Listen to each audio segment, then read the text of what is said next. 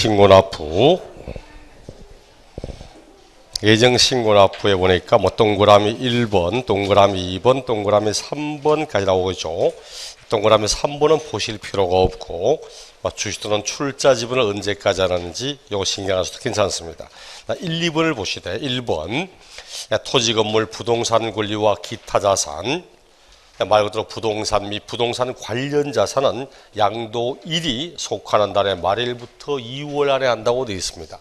양도 1이 속하는 달의 말일부터 2월.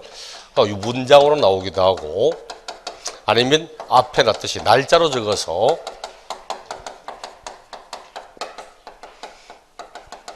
날짜로 내기도 하고 시험에 상당히 자주 나오는 부분이죠. 그렇죠?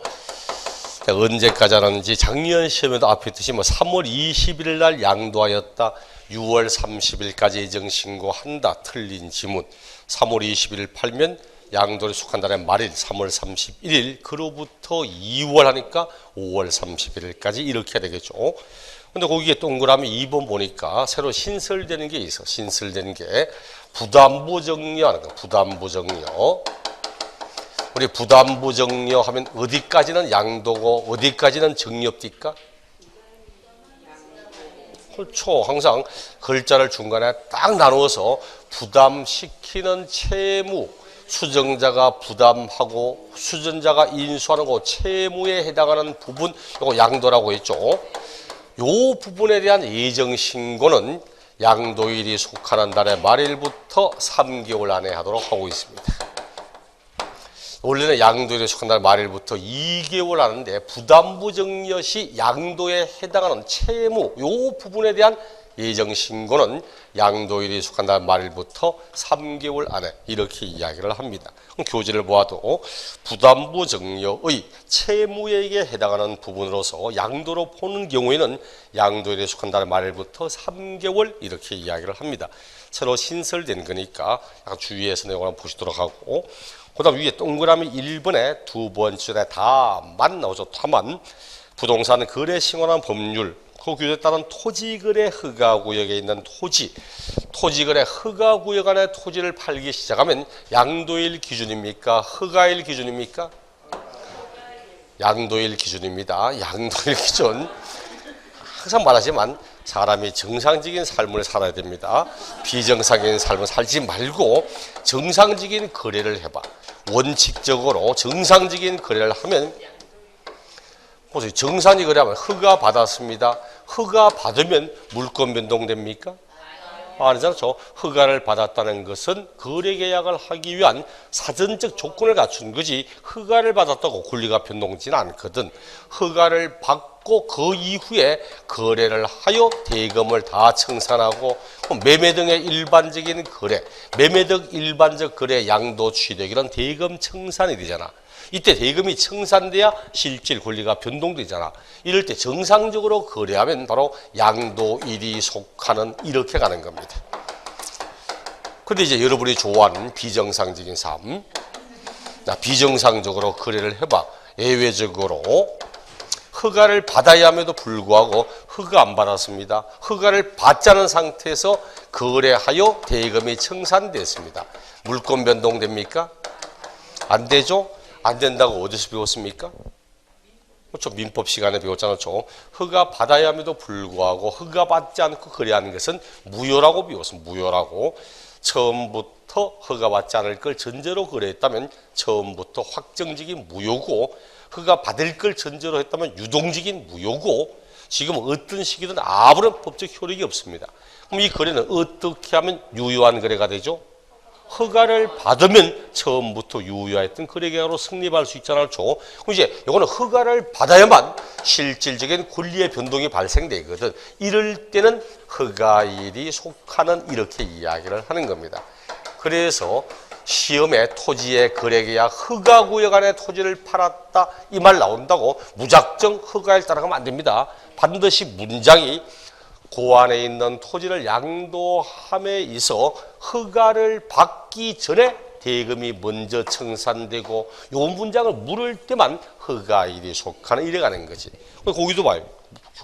문장이 토지의 거래계약을 허가구역에 있는 토지를 양도할 때 토지거래계약 허가를 받기 전에 대금을 청산한 요 경우에는 허가일이 속하는 달의 말일부터 2개월 이래 말하지, 이 안에 있는 토지를 양도하면 허가일이 속하는 게 아니고 요 안에 토지를 양도할 때 허가를 받기 전에 대금이 먼저 청산되고 하는 이런 비정상적인 거래를 했을 때만 허가일 기준이지, 정상적으로 거래하면 허가일이 아니고 양도일이 속하는, 이렇게 이야기를 해야 되는 겁니다. 그 양도소득세 예정신고 납부는 딱 요 내용, 언제까지 하는가, 그리고 앞에 차익이 없거나 차손이 발생해도 해야 한다는 사실, 그 다음 두 번째, 같은 연도에 누진세 대상을 여러 차례 팔면 합산하여 신고합니까? 따로따로 합니까? 합산해서 합니다. 양도소득세는 다른 소득과는 합산하지 않지만 양도소득끼리는 합산합니다. 그러므로 토지, 건물, 부동산 권리와 주택, 기타 자산처럼 원칙적으로 누진세 대상은 여러 차례 팔면 누진세 대상끼리는 합산하여 신고를 해야 됩니다. 근데 만약 1월 달에 토지 팔았다 예정신고했습니다. 8월 달에 건물 팔았다 예정신고했습니다.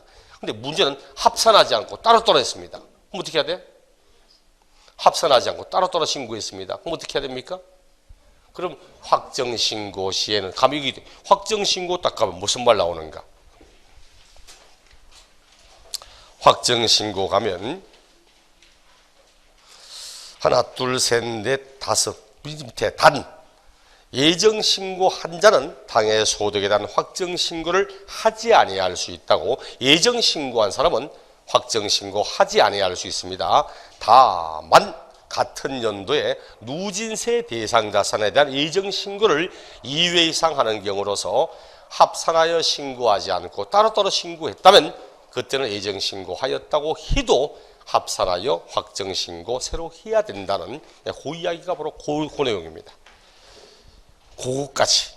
그리고 이제 확정신고 납부는 볼 건 따로 없네. 과표가 없거나 결손금액이 발생해도 해야 한다는 사실과, 그리고 확정신고는 다음 연도 과세 표준이 있는 금액의 연도의 그 다음 연도 5월 1일부터 5월 30일까지 한다는 사실, 이게 끝입니다.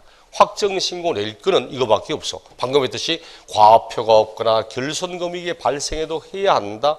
언제까지 확정신고 납부하는가? 그리고 세 번째, 예정신고한 사람은 원래 확정신고는 하지 아니할 수 있지만 같은 연도에 2회 이상 양도한 경우로서 등등등, 딱 이 세 가지밖에 내지 않습니다. 그럼 예정신고, 확정신고고, 이제는 안 하면 가산세 적용된다 했죠? 옛날에는 예정신고는 안 해도 아무런 불이익이 없고 대신 하면 세금의 10% 공제해주고 이렇게 했지만, 이제는 둘 다 한다고 해도 아무런 혜택은 없고 하지 않으면 불이익, 가산세만 따라갑니다.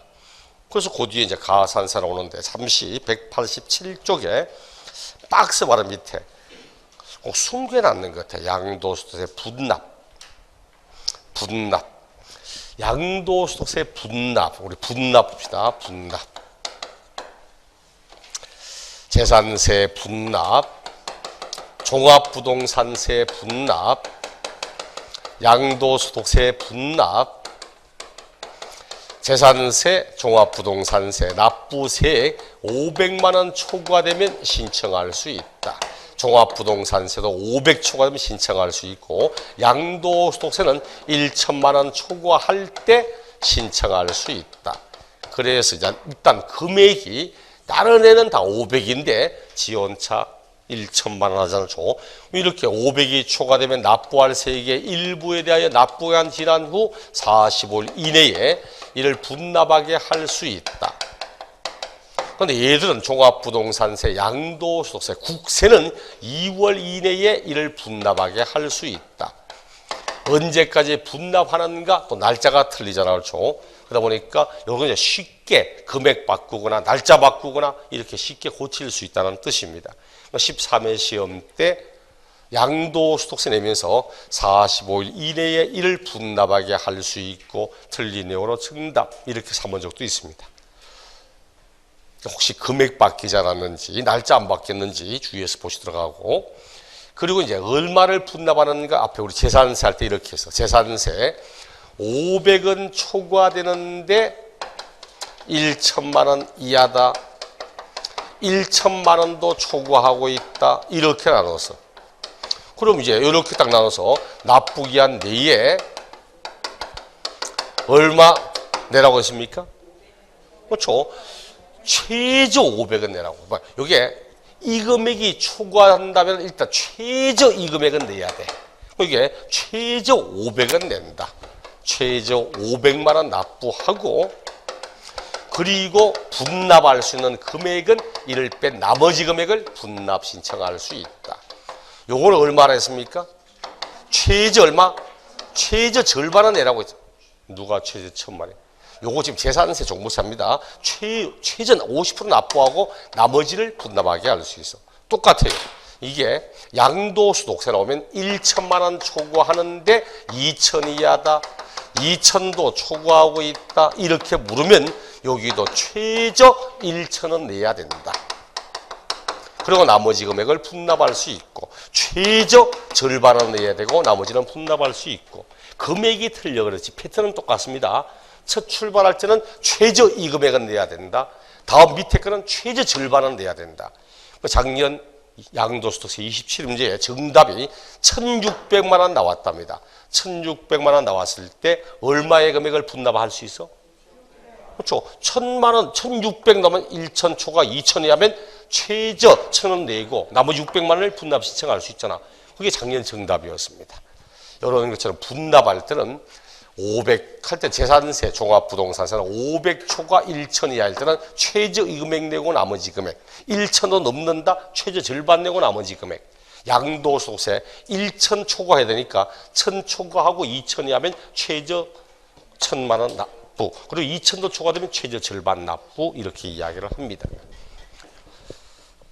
188쪽에 있는 내용은 전혀 볼 필요가 없는 부분이고 189쪽의 거는 이미 총론할 때 배웠고 과소신고 10%, 무신고 20%, 부당한 무신고 40%, 부당과소신고는 40%에다가 플러스 뭘 어쩌고 저쩌고 하는 것에 10%를 더하여서 한 것 기억나죠? 네, 납부불성실 하루 경고할 때마다 매일 1일 1만 분의 3 한다고 했고 그 다음 뒷장 190쪽에 있는 기장불성실은 전혀 볼 필요가 없는 이야기고 징수, 환급도 크게 신경 쓸 필요 없는 부분이고 그 다음 뒷장 나오는 국유재산 양도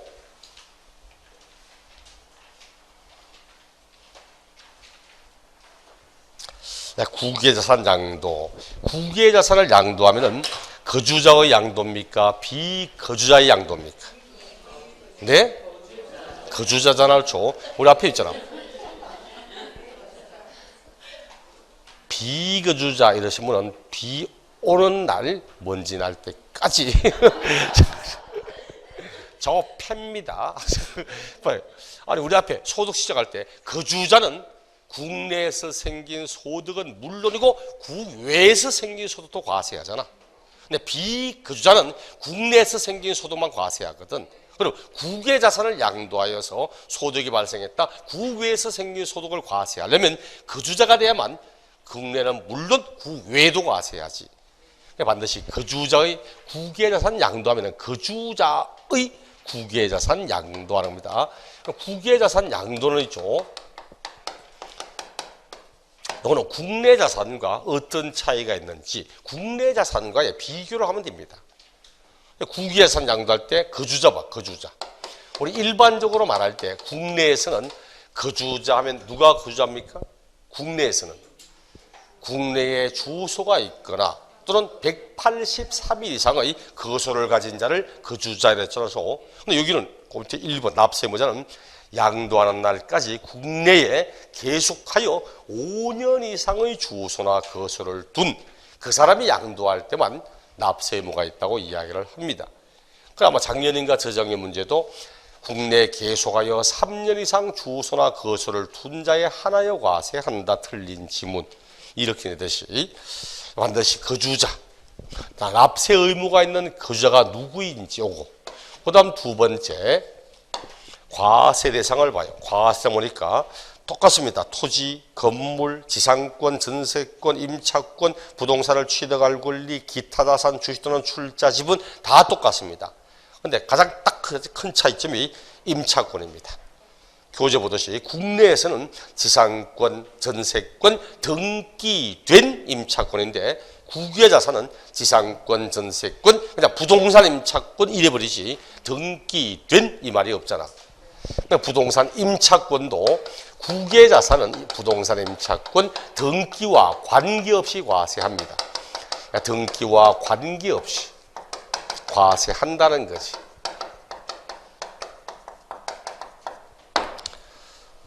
그 다음 세 번째, 양도 차익을 계산할 때 양도 차익의 계산 시 뭘로 한답니까? 원칙은 뭘로 합니까? 원칙은 실거래 가액으로 합니다. 실거래 가액으로. 보세요. 자 봅시다. 국내든 국외든 둘 다 원칙은 실거래 가액으로 해야 됩니다. 그 다음 이제 근데 실거래 가액이 확인 안 되면 우리는 추계 결정하잖아. 그럼 저쪽 나라도 마찬가지 아니야. 그 나라도 원래 실거래 가액으로 하는데 실거래 가액이 확인되지 않거나 하면 그 나라가 정한 기준으로 또 할 거 아니야.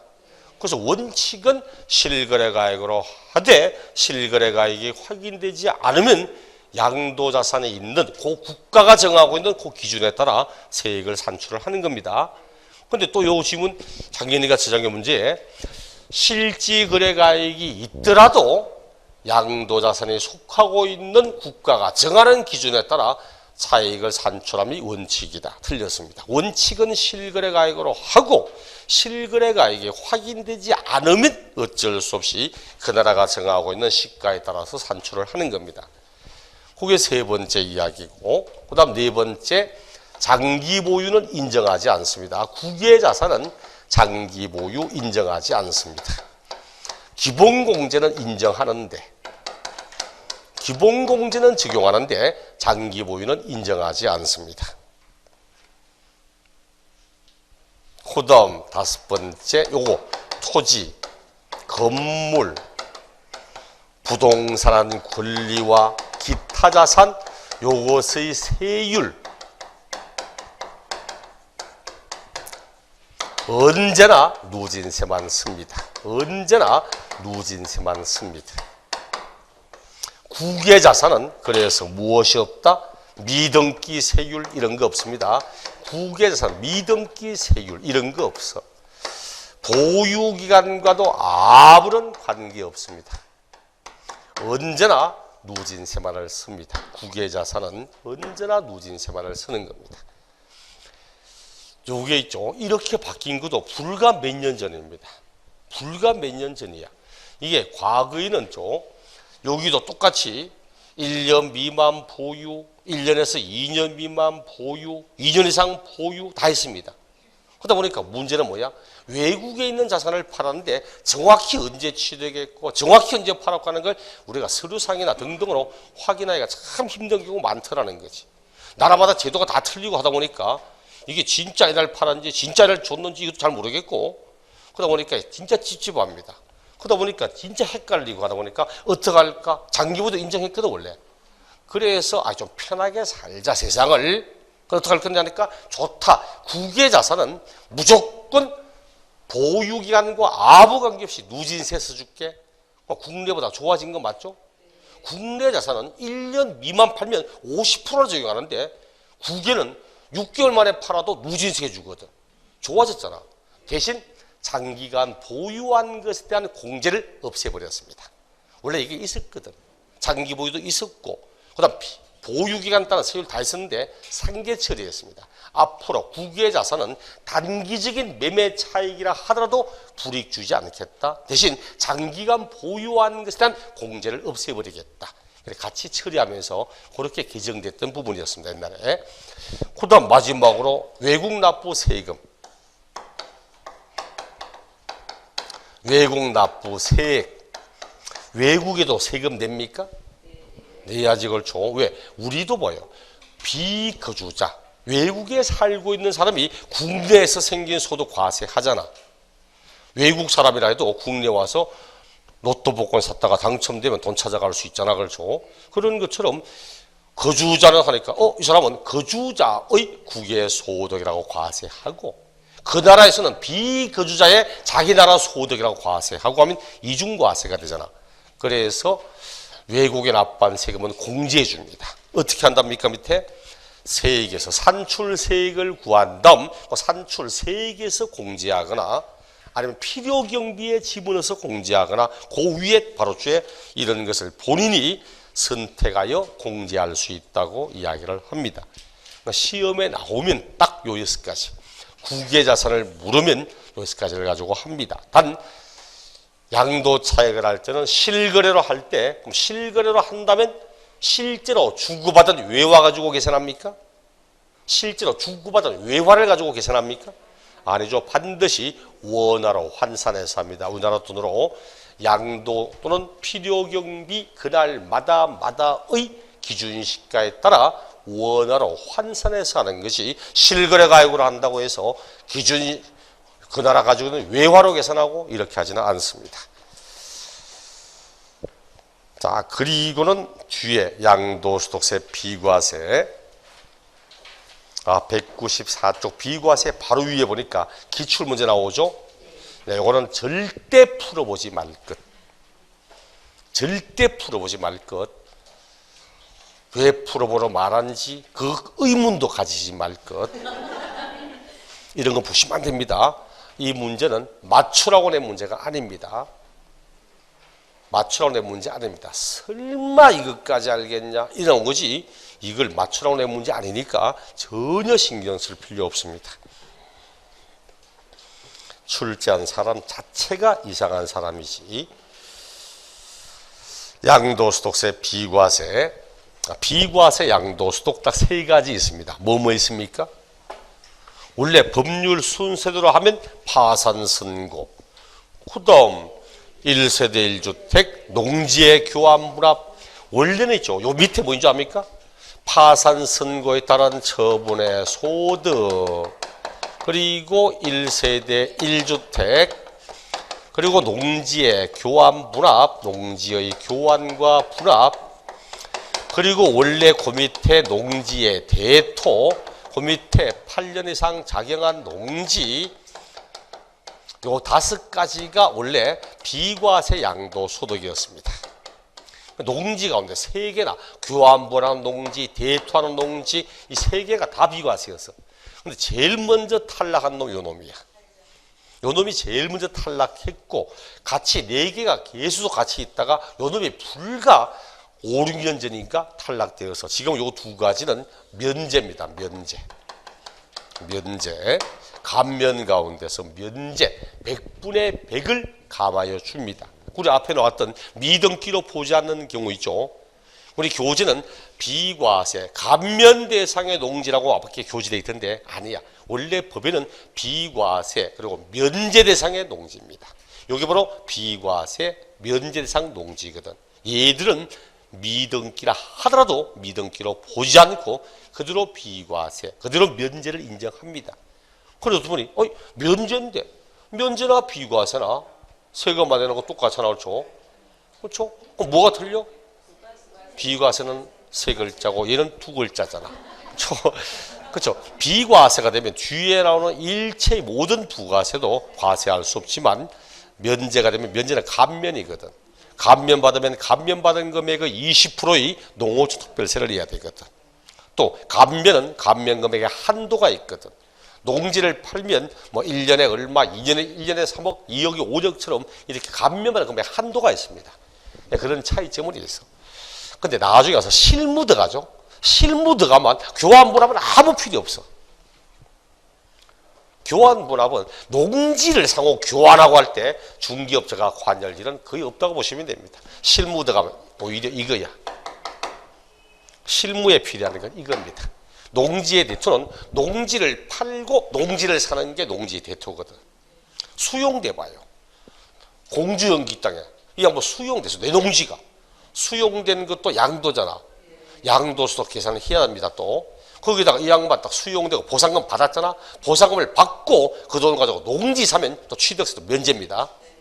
양도소득도 면제고. 그럼 이제 농지 팔았으니까 그다음 농지 사야 되잖아. 살 때는 누가 났습니까? 이제 중개업자가 났었잖아. 그때 본인이 나는 뭐 여기에 공주영기 땅에 농사 짓고 살다가 이번에 수용돼 가지고 그 보상금 받아가 딴 쪽 가서 농지 사고 싶은데 하면 그때 중개업자가 그걸 코치를 할아야 돼. 기존에 가지고 있던 농지 면적의 일정 비율만큼의 농지를 새로 사야 됩니다. 아니 받은 가액의 일정 금액만큼 농지 사야 됩니다. 둘 중에 한 개는 해당돼야 돼. 그렇다고 근데 보상금 10억 받았다고 10억 다 사라 이런 말 하지는 않습니다. 내가 원래 가지고 있던 게 10,000평인데 당신 왜 2,000평밖에 안 샀냐고? 왜?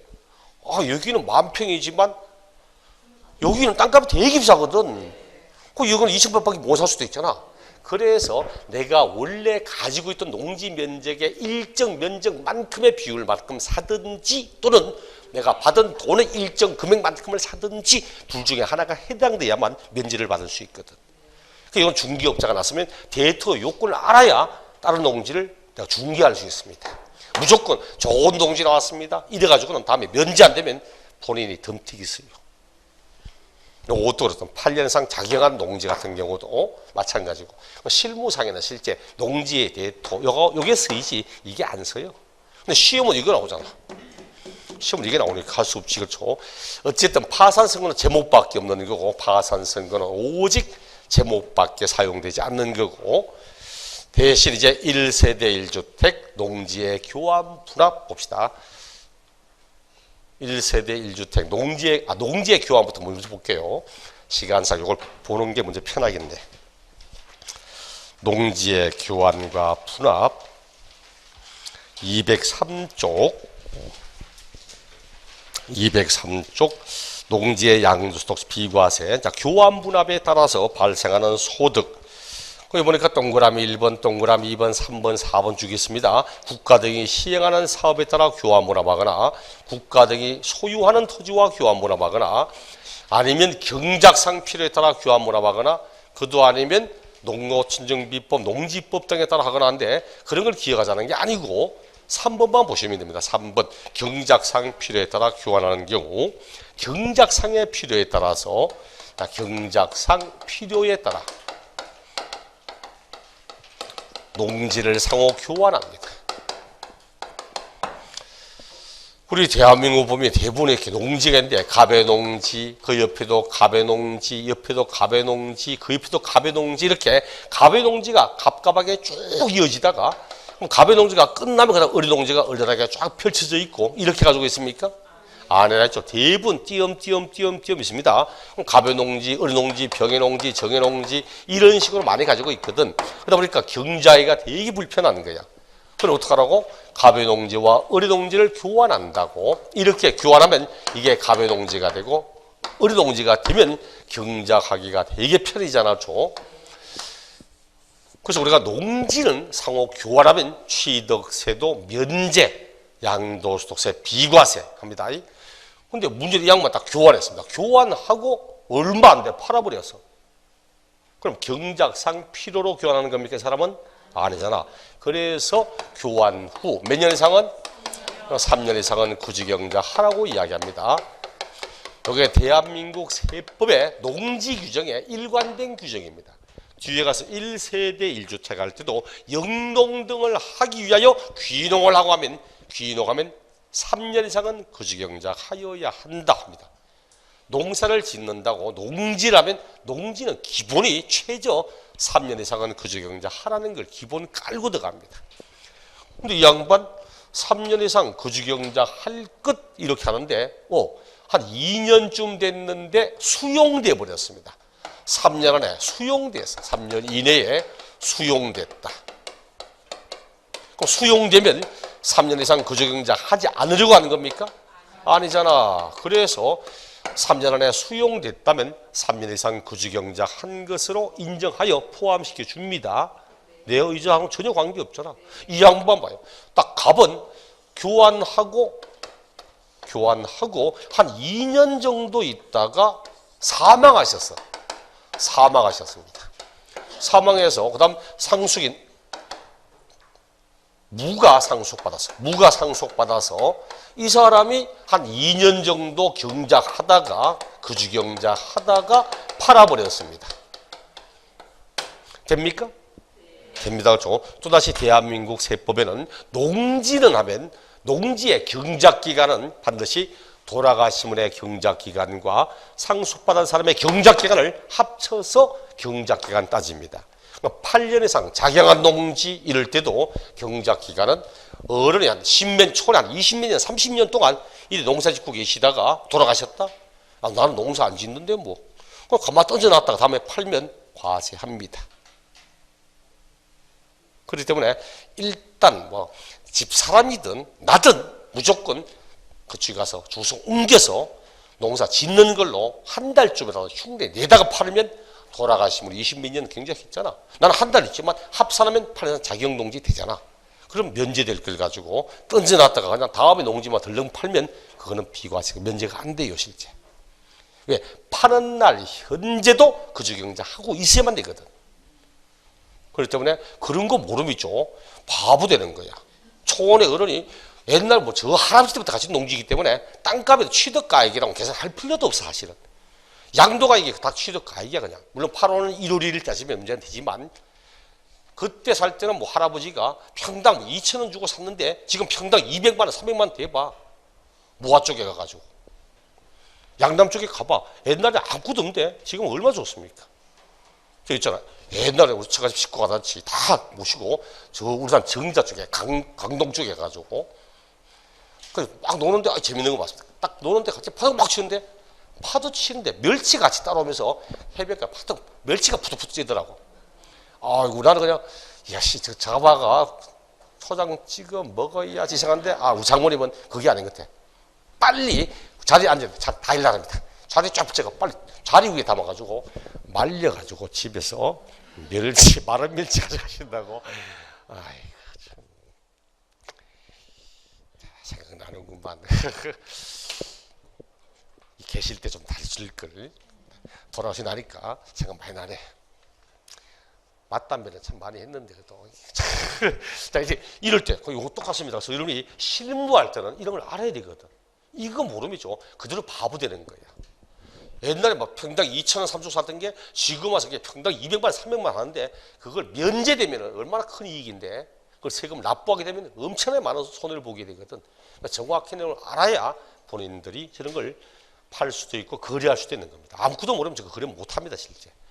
자, 이런 내용처럼 요걸 냅니다. 그럼 그 다음 마지막으로 갑의 농지는 15억 원이고 을의 농지는 1억 원이고 뭐 이런 식으로 금액이 이만큼 차이 나는데 이걸 교환해. 이 교환합니까? 합니다. 그렇죠? 한다 했잖아. 그렇죠? 세상에 교환하는데 10원짜리 안 틀리고 10원짜리 하나 안 틀리고 똑같은 가치로 교환되는 건 거의 없다고 보시면 됩니다.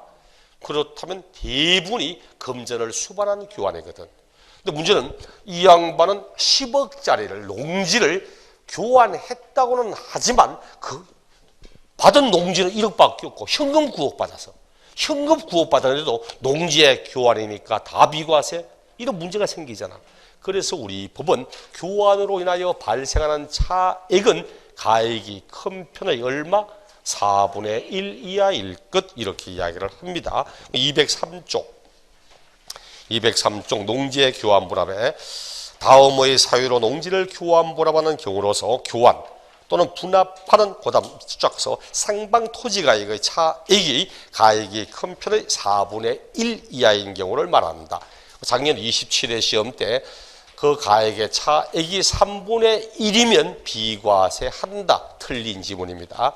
적어도 4분의 1 이하로 차액이 나와야 돼. 가액이 큰 편의. 그 다음 뒷장에 204쪽 제일 위에 동그라미 3번 다만 경작상 필요 단 교환에 의하여 새로 취득한 농지를 3년 이상 농지 소재지에 거주하면서 경작하는 경우에 한한다. 이렇게 말하고 그 밑에 3번 경작기간의 특례 거기에 동그라미 1번이 3년 안에 수용됐다면 인정하겠다는 것과 그 다음 동그라미 2번이 3년 안에 이분이 돌아가셨다면 뒤에 그리고 다른 사람이 상속받아 경작한다면 경작기간을 통산하여 계산하겠다고 하는 그런 내용을 이야기를 하고 있습니다. 작년에 3분의 1 비과세 된다 틀렸다.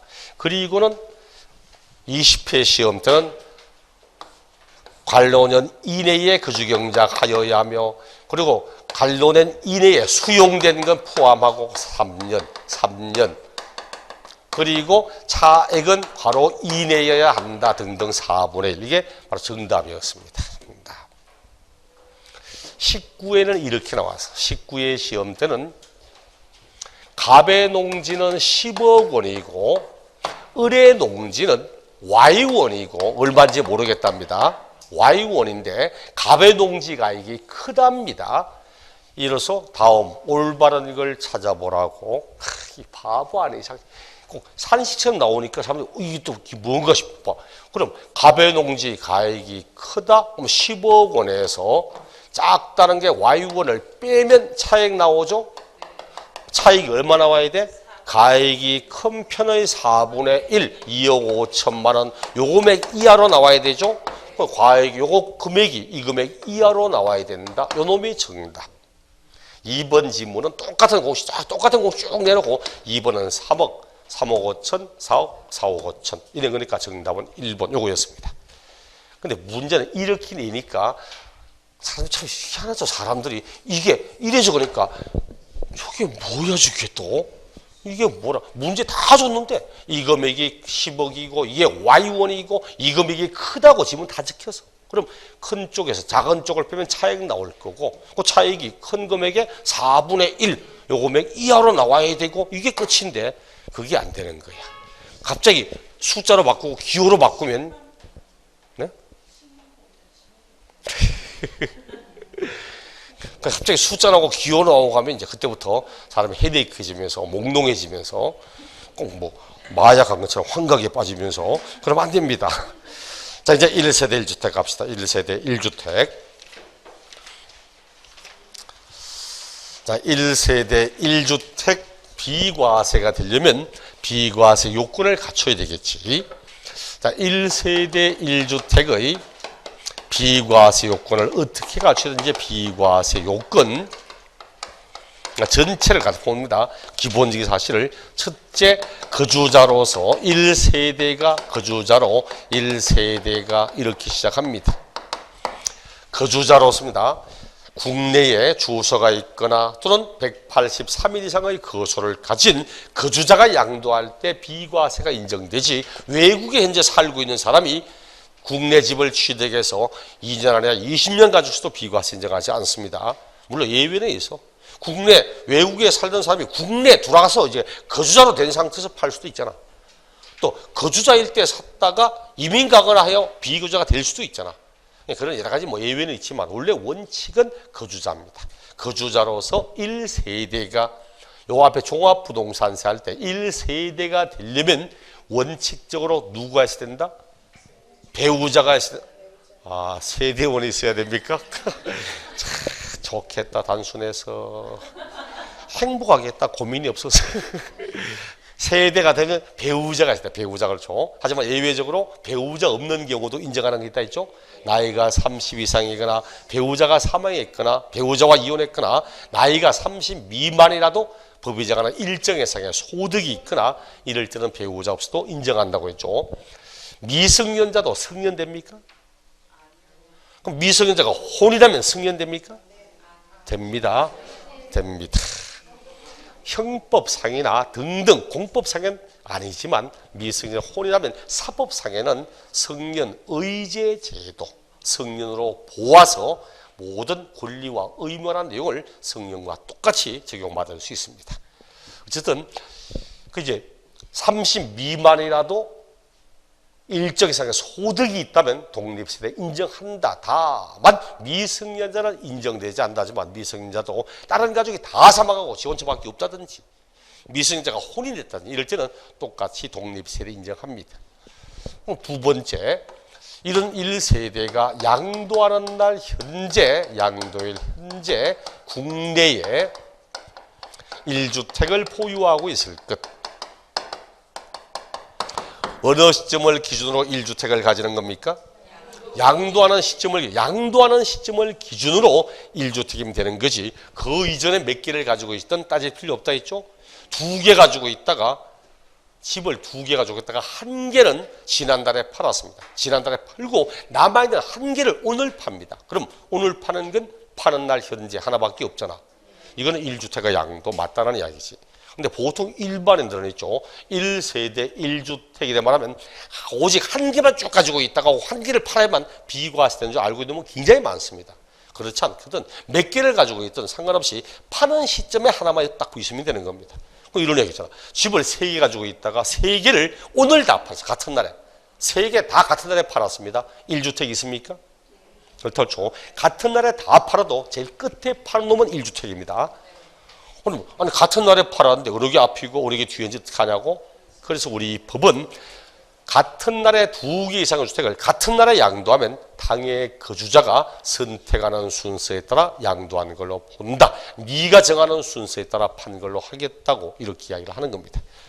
그 다음 파는 날 현재 1개를 가지고 있는데 그 1개 보유하고 있다는 것에 내용이 국내를 기준으로 판단한다. 국외. 국내 1개 쓰면 돼. 국외는 몇 개를 가지고 있든 상관할 필요 없습니다.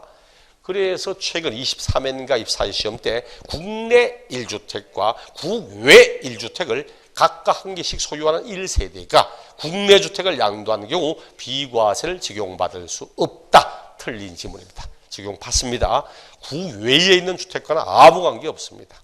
국내 하나 있습니다. 또 국내에 1주택, 주택이 하나면 되지 주택 이외의 부동산, 주택 이외 부동산의 보유 이런 것과는 아무 관계 없습니다. 관계 없습니다.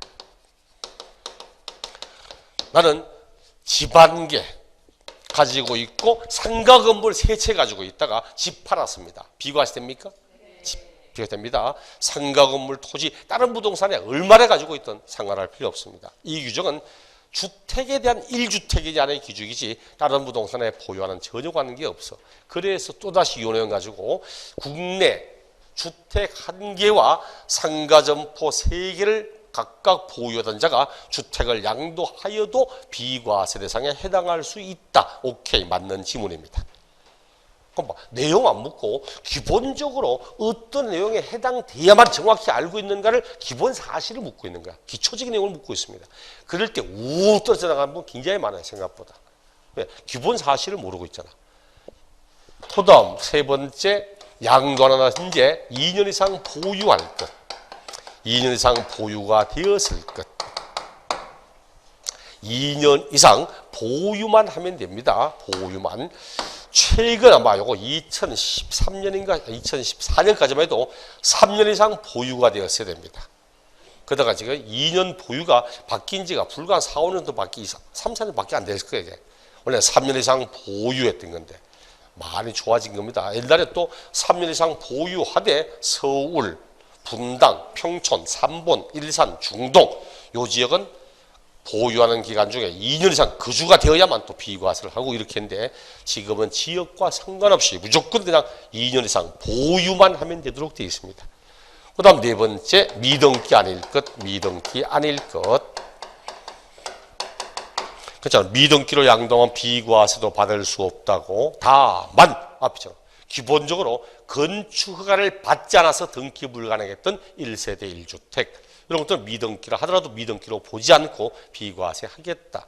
아니면 나머지도 법률 규정, 법원의 결정에 따라 등등등 미등기로 보지 않는 것에 해당될 때는 미등기라도 비과세 인정합니다. 그리고 어디까지를 비과세가 되는 부속 토지로 볼 건지 비과세는 부속 토지의 범위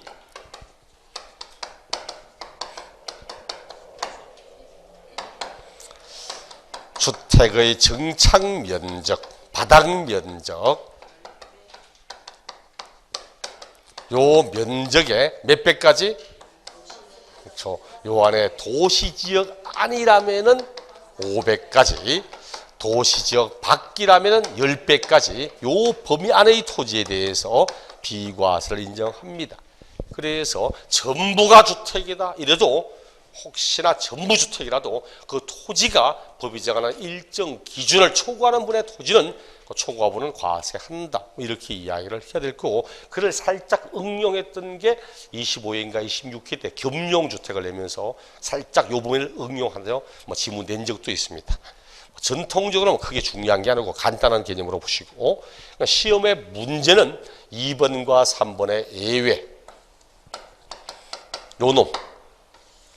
원래는 1주택의 양도여야 하지만 예외적으로 1주택의 양도가 아님에도 불구하고 1주택의 양도로 보는 것도 있고, 또 원래는 2년 이상 보유하여야 하는데 2년 보유가 안 되었음에도 불구하고 비과세를 인정하는 것도 있고, 그 다음 이런 비과세 요건을 모두 갖추었다 비과세 하면 되지. 그런데 그 집이 겸용주택이면 어떻게 할 건지, 그 집이 고가주택이면 어떻게 할 건지, 그 집이 다가구주택이면 어떻게 할 건지, 그 이제 특수한 경우의 내용들이 따라서 나오게 됩니다. 시험은 보통 요 예외와 그다음 여기에 나오는 겸용주택, 고가주택, 다가구주택 이런 내용을 가지고 문제를 출제하는 편들입니다.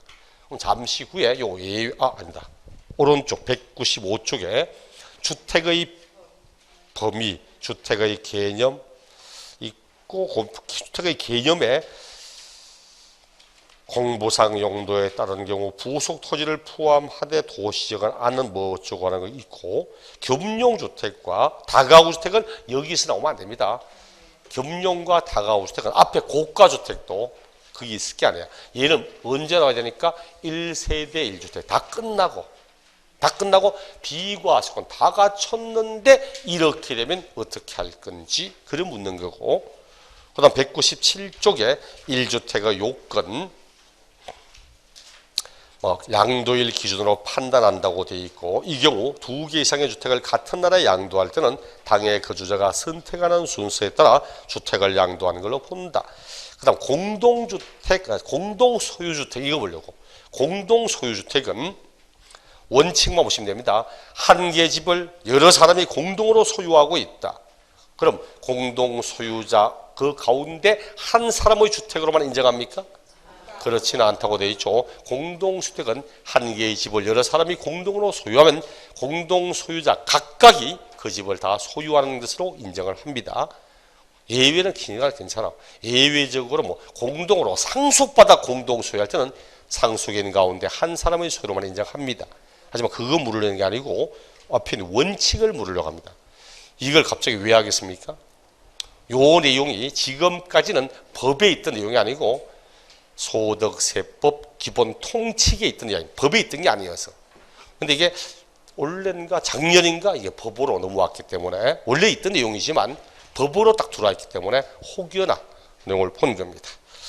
그럼 잠시 후에 그 밑에 이제 요놈 1세대 2주택 비과세 특례 요거 요놈의 예외, 요놈의 예외, 그리고 특수한 주택, 겸용주택, 고가주택, 그리고 다가구주택 이런 걸 보고 나머지 내용들을 보겠습니다.